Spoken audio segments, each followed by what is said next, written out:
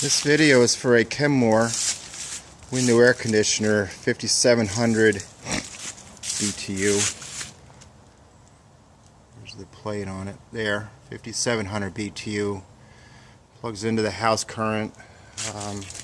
Has a good shape here, and it's got actually a special feature. It has a remote control on it, so we'll fire that up in a minute, but I'll show you kind of the rest of it.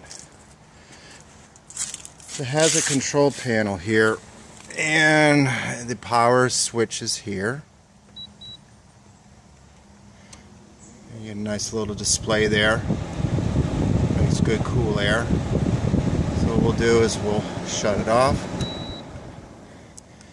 We'll use the remote, do the same thing.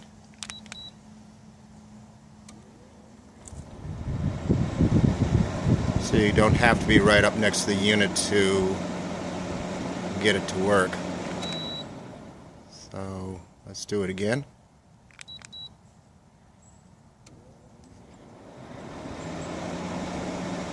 Okay, and then I can adjust the fan speed.